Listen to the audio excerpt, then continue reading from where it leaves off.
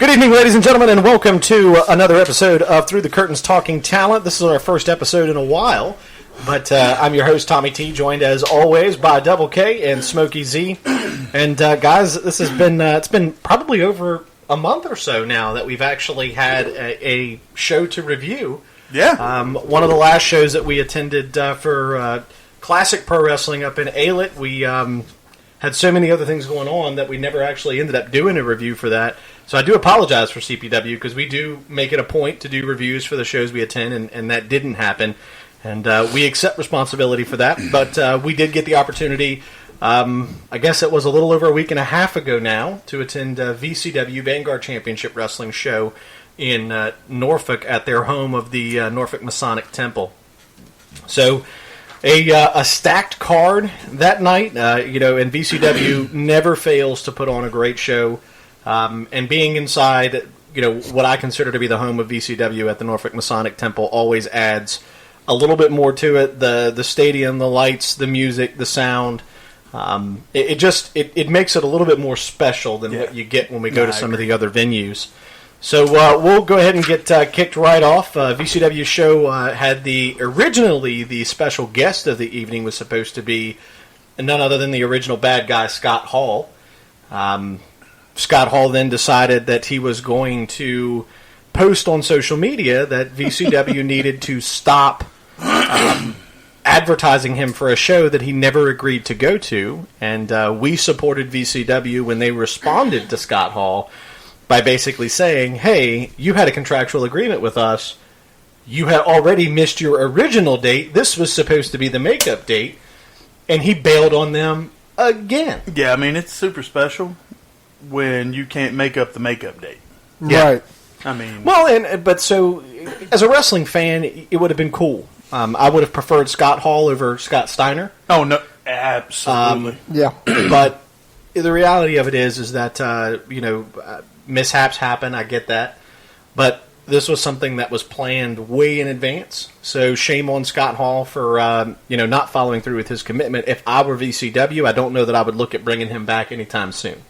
Well, I mean, if you're looking at track records, no. Because even if he's not coming.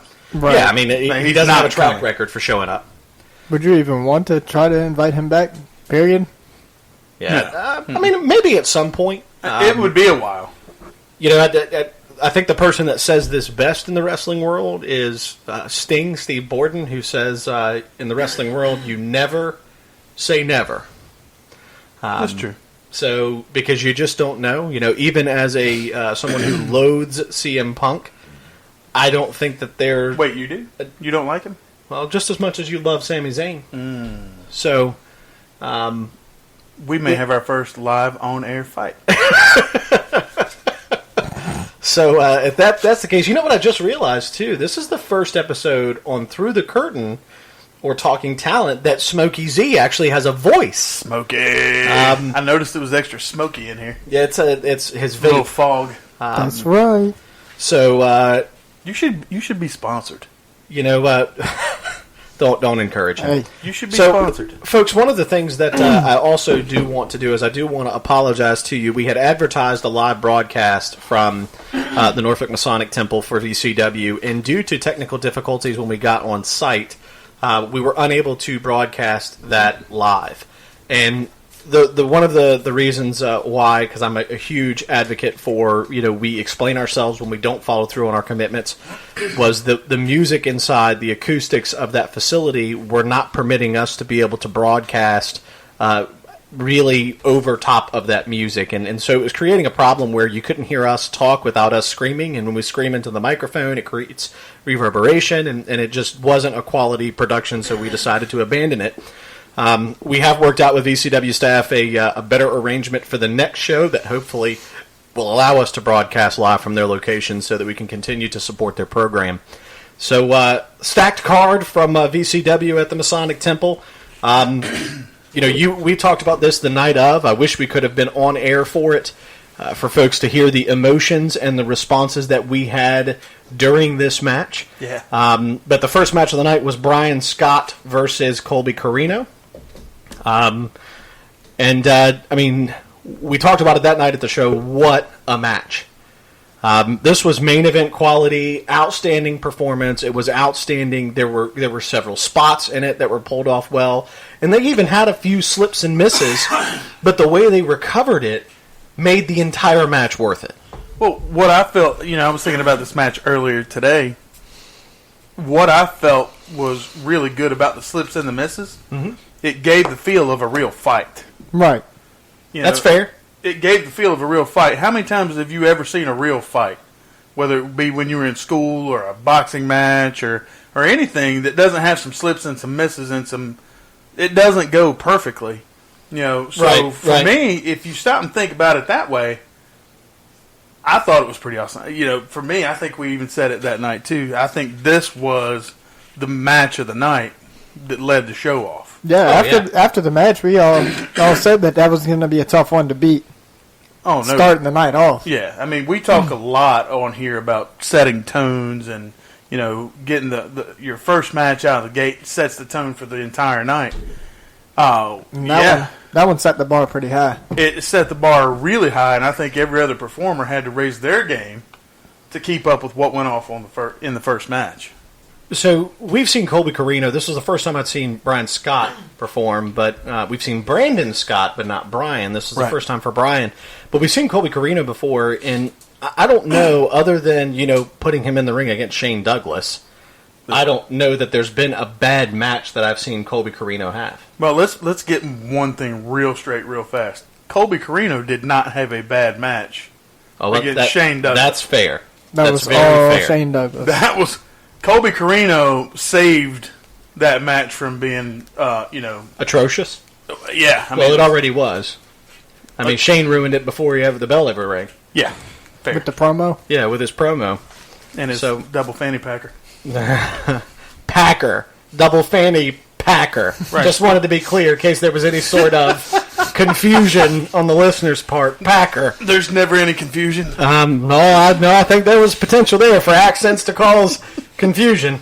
So I'm going to go ahead and give this match a rating for the night. We don't do this, or I haven't done it often. For me, out of all the shows that we visited and the performers we've seen, this is the one time where I'm 100% confident and comfortable saying Colby Carino versus Brian Scott to kick off VCW show was a 5-star match on every level. Absolutely. I'm writing it down on my sheet as we're speaking.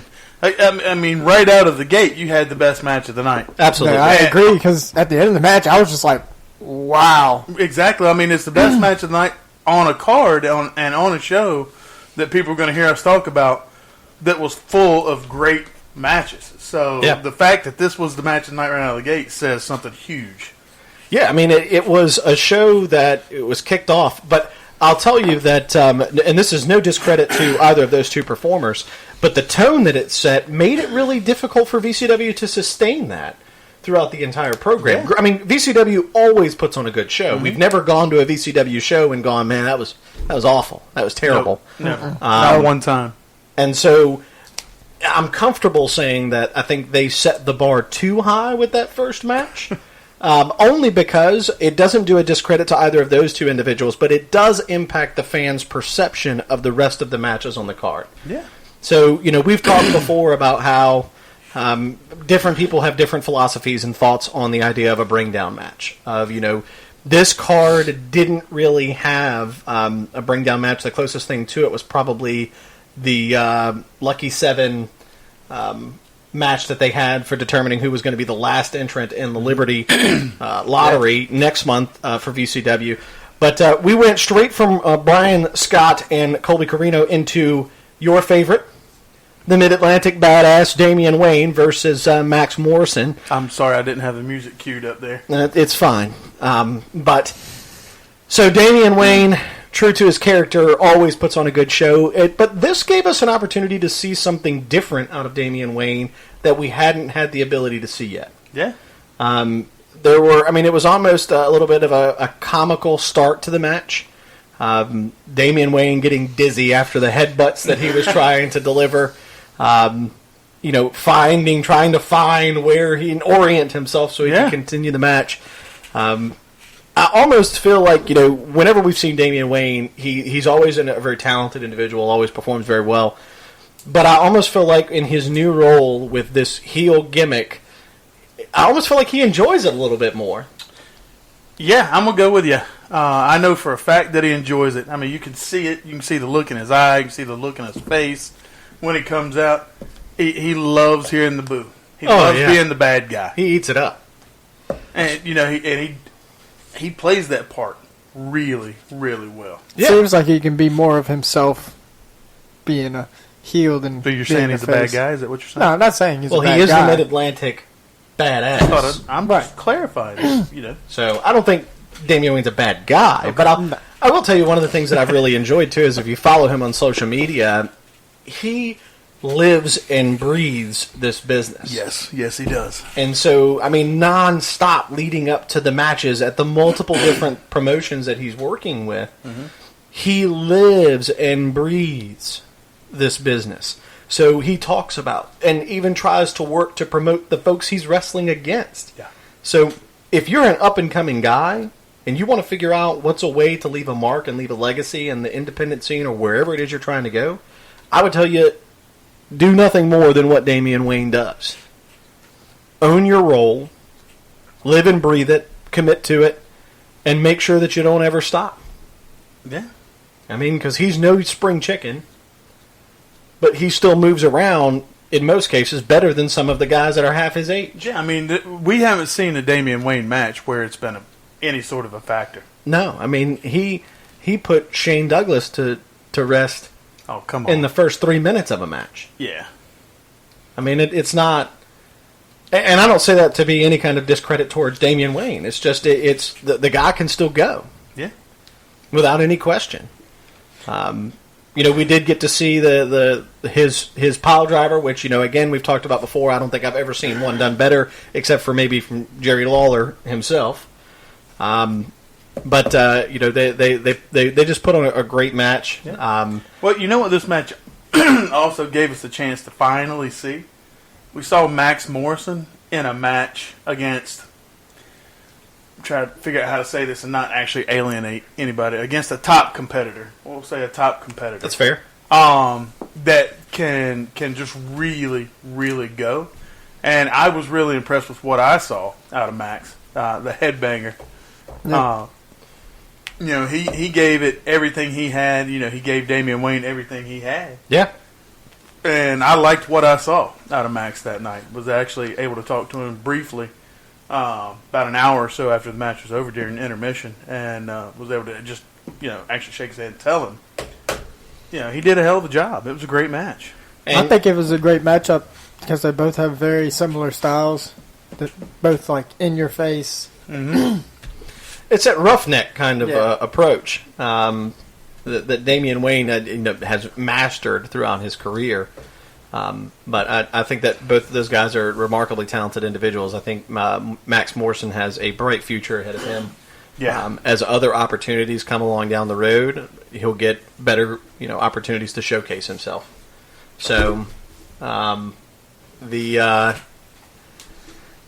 me, the rating for this match, I was right on the brink of 4 stars. I settled at 3.5, only because I felt like the comedic spots that were involved in it when they came back up the second time, I felt like that was, at that point, it had lingered on long enough, and I was kind of like, all right, let's go ahead and get past that.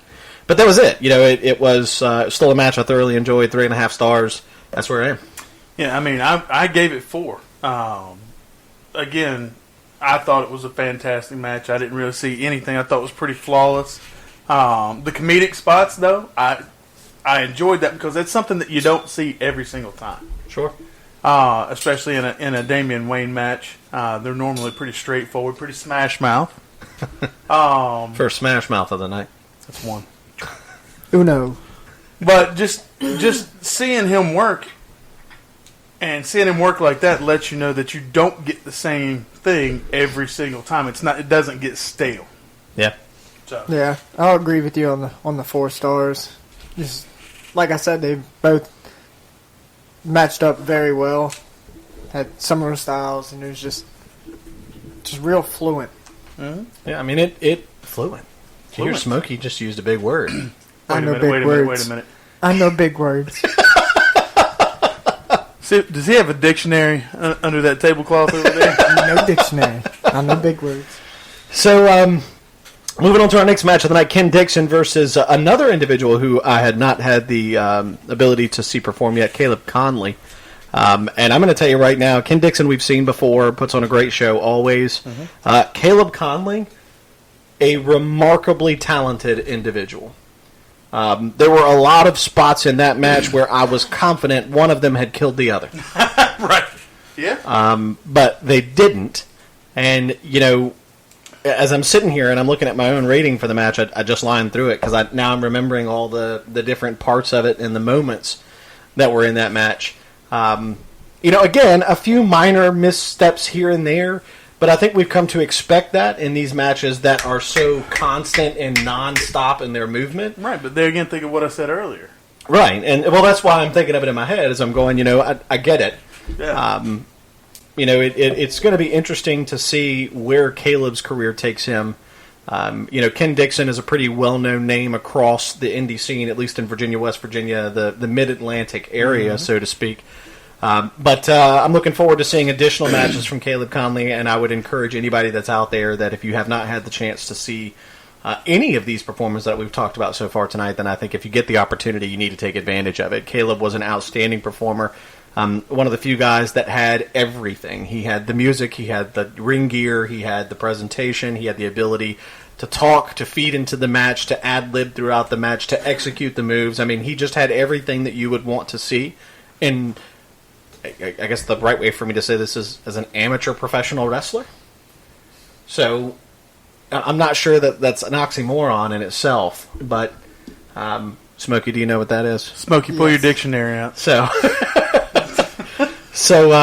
But no, I mean, I just think that he's got a bright future. No, I agree. You know, what we got from Ken Dixon, what I think I like so much about Ken Dixon every time I've seen him perform is the intensity that he performs with. Every move always. He makes. Yeah, it's it's like we were saying with Damien a minute ago. Every time he's in the ring, you know what you're going to get. Every time Ken Dixon comes out, you know that it's 100% intensity the entire time. He gives everything he possibly has. But yeah, I agree with you on Caleb Conley too. I think the only thing you didn't say about him was high flyer. Yeah, you know, we very agile. We saw right. some acrobatics. You know, out of the corner, off the turnbuckles, off the ropes that we don't get to see a whole lot in some of the shows that we've been to because not a lot of guys can pull off the moves that he was pulling off. That's fair. I'm a huge fan of high flying wrestling. Yeah, just because I'm not a big dude, and so really. So he just told me I was number one. He did. Smokey, you know what's behind every bird, right? Behind every a bird. bait pen. Yeah. Anyways, continue with your... You made me lose track of what I was saying. Anyway, I mean, Caleb Conley reminded me a lot of Evan Bourne. Okay. Yep. You know, okay. I was thinking the same thing. I mean, the frame, the way it was built, the way he moved. Yeah, I mean, I see it. Yep. I can see it. You know, that was what I was thinking that night. That was exactly who he reminded me of. I can see that. The skill set in the ring. Yep. And then you couple that with somebody who has the intensity and the ability and capability of a Ken Dixon. I mean, you've got the makings for a great match. And and they showed it. Yeah, I mean, I've got this match at 4 stars too. So I have the show opening 5-4-4. Okay. Smokey, what you got for your rating on Ken Dixon and Conley? I bet it's a 4. Getting 4 stars. 4 stars. I'm a huge fan of the high flying. So I'm going to go one step above you, and I'm going to say that I think this match was our second 5-star match of the evening. Yeah. And the reason why I say that is I immediately think back to how many times did we have that OMG moment where we were pretty sure that one of those guys was dead because of the moves that they executed. There were at least half a dozen spots in that match where I thought Caleb Conley was dead. It was just spectacular. Those guys deserve a lot of credit for what they were able to go out there and do. And this is the point in your card where a lot of these guys get stuck in the bring down match. We didn't get that. No. We got a really energetic first match. We got a slow, methodical second match that was still outstanding, and then we got re-energized again for the third match. So, that's going to be my second 5-star match of the evening. So moving on to the next match of the night, this was the Lucky 7 Battle Royal. For the winner being the individual who could survive the over-the-top Battle Royal would be the last entrant in the Liberty Lottery, which is VCW's annual event, essentially a Royal Rumble. Royal Rumble idea, but for them it is the Liberty Lottery. I do love the twist. We're going to talk about what that event looks like a little bit later on when we talk about their next event. But this was an interesting match. Also another way to get several guys on the card that don't always get ring time. And we saw a variety of folks in this. Rock Richards, who we have seen once before at another VCW event. O'Shea Edwards, Wes Rogers, Livid, so Simply Safe-ish in the ring, Timmy Danger. Livid T. Clown. Yeah, and what's the T stand for? The. Thank you. Come on. Don't be stupid. That you heard that right, Smokey? Wasn't he the one that asked him? Yeah, he was the one that that asked that. Stay on your side of the table, kid. So, and Ray Vex also in that match. Ray seems to be finding his own now. Looks like he's slowly coming into some sort of rhythm that he's going to try to follow. You know, we've often talked about he's the gimmick that doesn't have a gimmick. So it's nice to see that he looks to be on some sort of path to, finding his way. Going somewhere. Yeah. That's usually where paths lead to, Smokey. But as... Dictionaries don't tell you that. No. So this had a couple of interesting spots in it. There was one moment where Timmy Danger flopped across the ring. I'm not sure what happened. He almost looked like he was jumping out of a fishbowl onto the counter. I'm going to defend Timmy on this one. Okay. I'm coming to your rescue, Timmy. I don't think that was on him. I believe something else was supposed to happen there because if you but it didn't. Nothing usually ever happens when you fall across the table either, but it happens. Fair. That's fair. We just saw that. Right. Smoke. I couldn't see for all the vape. Anyways, continue. It's in my eyes. It's foggy. If you think back to what was going on in the center of the ring, from where we were sitting. Yep. We had the two big men in there. We had O'Shea Edwards and Rock Richards. And two big men. Yeah, emphasis on big. Those guys are big guys. Yeah. How big? Big. Like real big? Like B-I-G big. You were like real big. Real big. So, anyway, they're face to face. They're having the classic big man stare down. Yeah. Where it looks like we're going to have tests of strength, and it looked like there were a couple miscues with those guys. That's right fair. There, like who starts first, where do I go, kind of things. Yeah. They're trying to have that conversation in the middle of the ring without having a conversation about what goes next. Right. And it looked like maybe Timmy was supposed to be a part of that, and then something never happened. Yeah, Timmy's career. So you just kind of. It's he's made no bones in some of our live broadcasts. Right. He's made no bones about not having a great relationship with us, so I don't have a problem ribbing him. Whenever when the time comes, I'm gonna put money on it. Let's see if you get a silencer. Well, there will be an opportunity. There's a likelihood that if he screamed it before he did it, that I'll die before I hit the mat because I'll be embarrassed that I'm in the same ring with him. But anyways, let's move forward because the individual that we're talking about right now, being Timmy Danger, ended up being the victor in this match. Yeah, and the entire sanctuary at ringside. It was interesting to see. He had a couple in the match. He did. But even when they were eliminated, they did not leave ringside.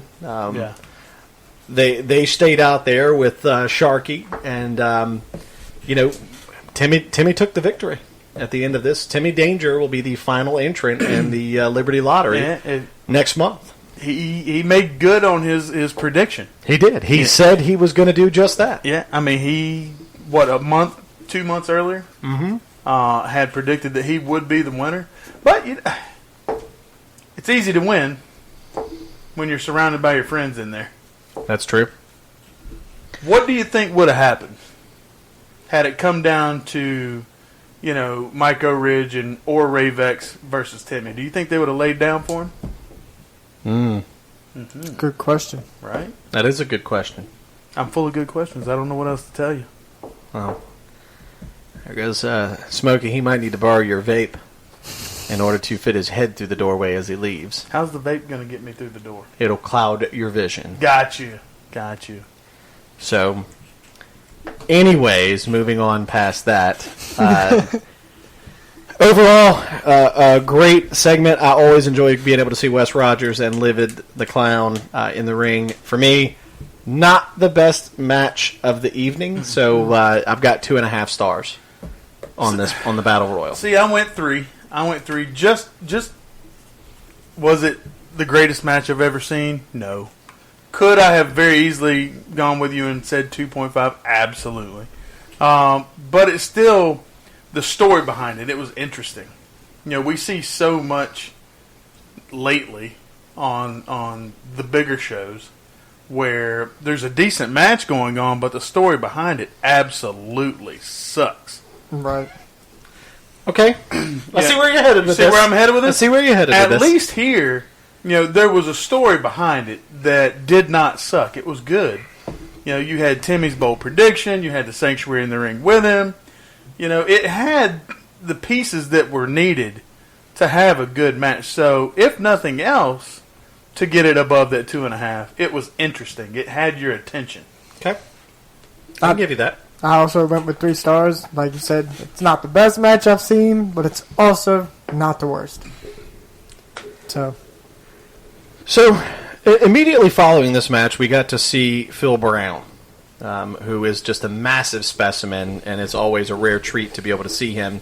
And, ever since we've been following VCW, Phil Brown has been the reigning, defending VCW United States Liberty Champion. Easy there, Heyman. At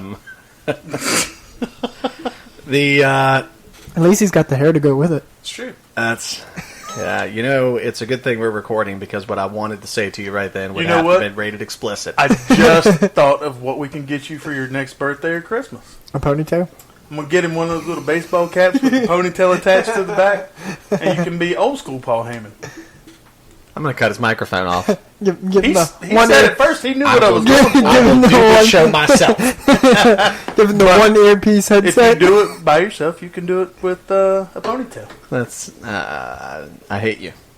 At least once in every episode, I have to tell you that. That's right. He says it very affectionately. So the Phil Brown interview was abruptly ended when Irvin Legend came out to the ring, I believe with a roll of quarters. He hit him with the roll of quarters, and the quarters went flying. Everywhere. Let me tell you, if you were at this show, you know where the concession stand was. Yeah. This was at the moment that I had gone to the concession stand, and I was standing there getting you pizza, right? And I was talking to another performer who was in this show, who was already done for the evening. And we were standing there, and so we weren't really looking at the ring. We heard the shot that Phil Brown took, and we saw something go flying across the room. So from the ring, at our feet, rolled up a quarter. Well, man, they flew quite a distance then. Yeah. I'm telling you, and I leaned down and picked up. So it was absolutely a roll of quarters, and he and I just stood there and started laughing. Yeah, it was very, it was an exciting moment. We've seen those two guys compete before. However, the match ended in a countout. Yeah. And in fact, if you look at Phil Brown and Urban Legends matches recently, there has not been a clean finish to any of them. Well, it was in that very building that we saw them wrestle each other for the first time. Yeah. Yep.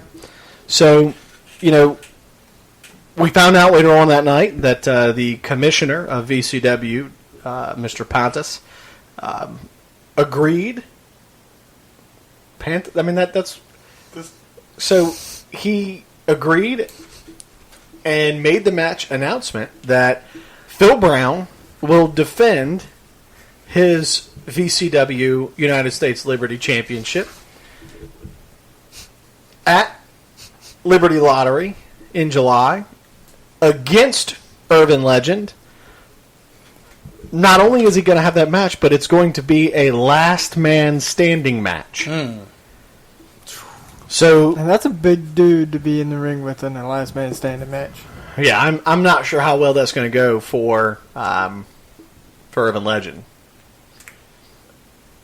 If I'm a betting man, without some help, it's not going to end well. No. I don't see how He's gonna bring out another roller a coaster. last man standing match goes well with Urban Legend, phenomenal athlete, great performer, against Phil Brown, who looks like he eats at least 3 Urban Legends for breakfast every morning. Yeah, I'm not sure what that match is going to look like, towards the end of it, but it should be entertaining. It should be entertaining, if nothing else. I think he's going to need more than a roll of quarters. Yeah, I think he's going to need a lot more than a roll of quarters. I also think that the next part of their show for VCW was something that was unique. We've seen a lot of things in the wrestling world. We've seen enough things, to make our lives fulfilled. This past year when we went to WrestleMania, we got to see a wedding take place outside. Oh, my goodness. We got to see a wedding take place outside of MetLife Stadium in the parking lot at WrestleMania. That was a full-on cosplay wedding. It was. Yes. I'm pretty sure didn't Ric Flair marry... I couldn't see who the bride was, but I could definitely see that the groom was Ric Flair. The groom was Ric Flair. Kane was his best man. Yep. Kane was best man. Taker was in there somewhere. Austin was in there somewhere. Sergeant Slaughter was hanging out. Yep. I'm like you. The bride was so short. I couldn't see her because she was couldn't behind see. the speaker. So from my point of view, Yeah. that was really cool to see then. Well, fast forward now to June in Norfolk at VCW show, we got to see a marriage proposal take place between two folks that have been, huge avid supporters of VCW and several of the performers. They actually sell the merch for Livid and Wes while Livid and Wes are in the show. And in a strange twist, she proposed to him. He said yes, but it was just really cool to be part of that, because that's something that you don't see every day. not at all. And it also shows you just how tightly wound the wrestling community is, whether you're a fan or a performer. You don't just it's just something that doesn't happen all the time. So it was really special. Congratulations to those two folks for making that happen. Then we moved on to our next match of the evening with your favorite tag team, the Hellcats. See why you got to put me out there like that? I know that you are just as infatuated with them as you were with Single White Female. So, the Hellcats faced off. Aren't you the one with the picture on your phone? Against. No, that's not. Yes, that's not true, yes, sir. It is. It is true. That is not true, sir. All right, give me your phone. The Hellcats versus the Golden Pinky Society.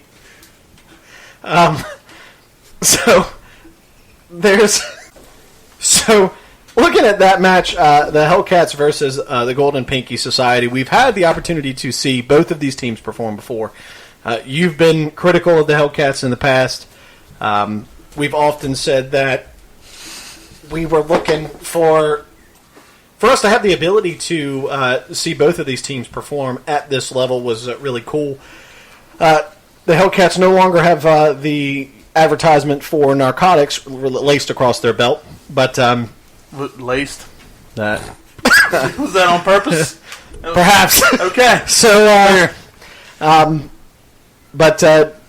I'm going to really get down to with this one is that I don't think they chained it this time either. they didn't. No. the Golden Pinky Society got robbed of what should have been their victory and their gaining of the VCW tag team titles.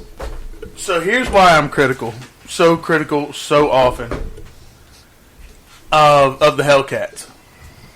Since we've been going to these shows and watching these guys perform, it's not their performances that I'm critical of. It's the fact, I get heel finishes, obviously. I understand it.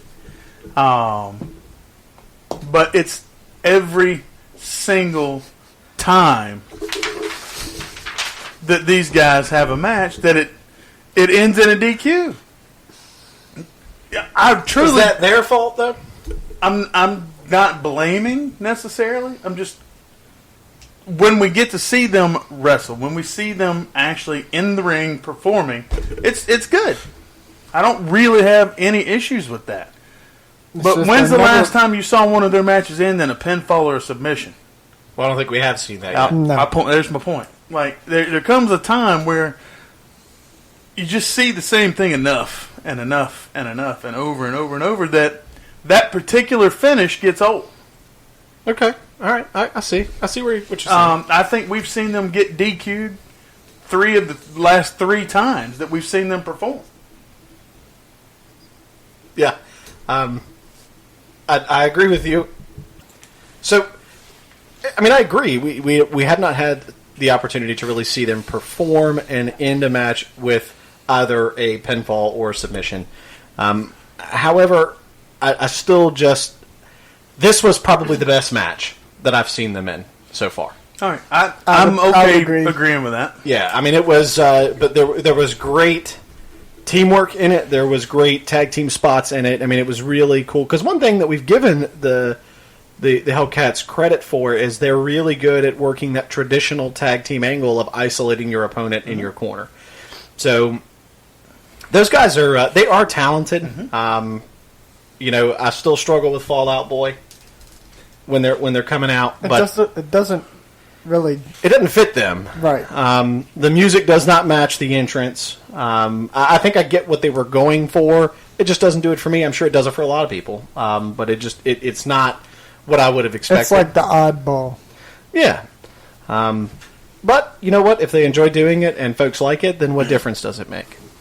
So for me, I'm going to go ahead and say that I'm going to give that match 2.5 stars. But that's about as far as I would go for it ending in a disqualification again, and the Golden Pinky Society not getting the titles. Yeah, I mean, I gave it a little bit more, but I couldn't force myself to say 3, so I said 2 3/4. Okay.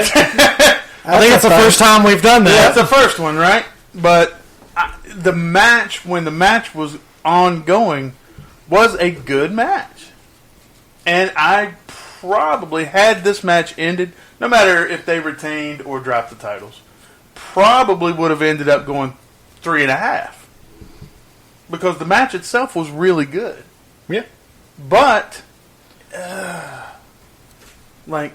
it's, again, DQ 3 of the last 3 times we've seen them. And one being, I think, when we were in Hampton, the match hadn't gone maybe 5 minutes, and they smacked the ref, and then hop out of the ring and go. Yep.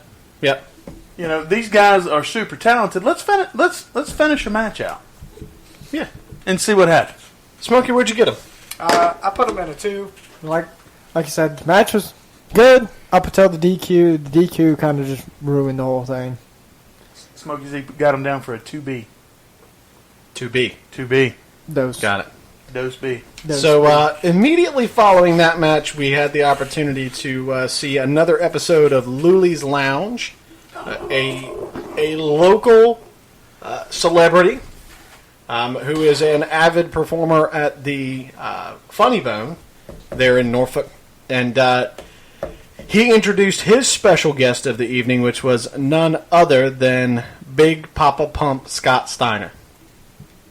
So, in an effort to support VCW, I will say the following. I like how VCW gets their guest performers involved in their shows in some form or fashion. Mm-hmm. It's nice to hear those performers give credit to the fans that are loyal to those promotions and show up to put asses in seats so that the performers have something to perform in front of. I appreciate VCW going the extra mile to bring these folks in. That is all I will say about that promo. Anybody else got anything to add to it? I second that. Yep. Okay. So, Gino versus Joe Keys for the VCW Heavyweight Championship. Slow down. Take your time. I know that was a tough one. It was. I struggled to get that out. Calm down. First time we've seen Gino defend the belt since he won it from the Vampire Warrior Gangrel a few months back in an outstanding triple threat I was match. going to say, that was a hell of a match right there, too. Yeah. So, no surprises here in this match. Gino is a remarkably talented individual. That's why he wrestles all over the United States. He's been to Texas. He's been to California, Virginia. I mean, there's Kentucky. What place hasn't he been to? As the VCW Heavyweight Champion, though, he put on a hell of a match against Joe Keys. Joe Keys, also a remarkable performer. Much better performance this time than we saw the last time he was in the Masonic Temple. Absolutely. Just two guys that were willing to put on a great show. However, at the end of the match, we did get to see what we actually had anticipated during the match. You and I talked about it. Right when the match started, it was the conversation between you and I of, well, do we see Damien at some point in time to continue that storyline? I got an answer for that. You ready? Yeah. You're damn right we saw him. So Damien came out, and there was a point in time in the match where the official became incapacitated, and you saw Damian Wayne do what? What did he do? Took his shirt and became the official. Well, he became the official. Yeah. Yeah. He pulled the official's shirt off of the ref and then put it on so that he could count. I think he pulled his spray tan off with it too. Well, 'cause it probably was kind of shiny. Yeah, probably. Gino ended up retaining his title against Joe Keys. You look like you're going to say something, Double. Well, I am. Before we get into what happened following the match. Okay. Because the last time we spoke about Joe Keys, we were very critical, and deservedly so. He came out with a new look, a new attitude. It was a different Joe Keys this time that we saw. This was more of the heel side of Joe Keys. He didn't have the pink and turquoise, whatever. No, he didn't. Malibu surfer kind of trunks on. Like, it was just a different attitude. I enjoyed it. I liked it. Yeah. Yeah, it was definitely a much different Joe Keys. I appreciated it. He put on a great match. Yeah. Gino put on a great match. Damien played his part extremely well. Not that we would expect anything different. Right. But a great way to end the night for VCW. For me, 3.5 stars is where I am with Gino and Joe Keys. That's exactly where I had it. Like I said, it was a hell of a show, hell of a performance. And again, I was really impressed with the Joe Keys that we saw. Yeah. I think hopefully we get to see that same Joe Keys again because that was very entertaining. Absolutely. I look forward to being able to see that Joe Keys more in the future. Immediately following that match, we got to see what every fan would think to see. The VCW Liberty Lottery participants stormed the ring, and then all-out chaos broke loose. Yeah. There were people all over the place. The Sanctuary, Damian Wayne, Gino, Colby Carino. I mean, everybody, Simply Safish, the Hellcats, Golden Pinky Society, Rock Richards. It was hard to keep up. Yeah, I mean, there were so many people that came out there. Irvin Legend, Phil Brown. I mean, the list goes on of all these folks that were involved. And, it was really cool to be able to see that type of build-up going into the Liberty Lottery event, which brings us to that particular point. We are about a month away from the Liberty Lottery show also being held at the home of VCW at the Norfolk Masonic Temple in Norfolk, Virginia. And the interesting part about the Liberty Lottery is the idea that basically they put everybody's name that shows up that night in a hat, and Double K, who do they let draw? It's going to be the fans that are going to draw the names out. That's the one thing that I think makes that unique is nobody knows the order in which these folks are going to come out because they let the fans draw it. And I cannot think of anybody else who does that, for one. And two, that makes the fans as much a part of the show as that does. Yeah, I mean, this is the first time I've ever heard of it Yeah. on any level, anywhere. Yeah, absolutely.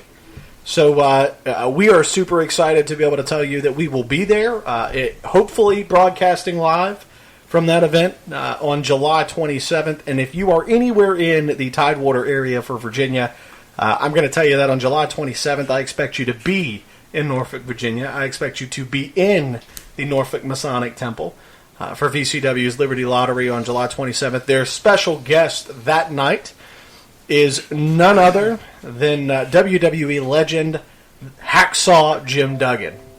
So, that will be an opportunity in itself. I would imagine there's probably going to be some 2x4s and American flags hanging around. I'm willing to bet on that. And there's probably going to be a specific noise that we're going to hear at some point in time. And I think that it kind of goes a little bit like... So I would imagine that's exactly what we're going to get in July at the Norfolk Masonic Temple for VCW. Folks, this is going to wrap up our show review for VCW show. I'm going to tell you that the show overall, 4 stars. VCW did it very well. They always do. The Norfolk Masonic Temple is such an awesome venue for those guys. The fans are always great, and the performers are always even better. So I look forward to our opportunity to go out and see the Liberty Lottery. On July 27th, folks, be there or be nowhere at all. We will be broadcasting again, hopefully live from that venue. And that will be the next time that Through the Curtain will be live on location for a show. However, we do plan on releasing a couple of interviews between now and then for some folks that we've been in contact with. So we look forward to that. Other than that, folks, it has been a pleasure. Thank you for joining us for this evening. I am Tommy T. Double K. Smokey Z. And we will see you the next time the bell tolls.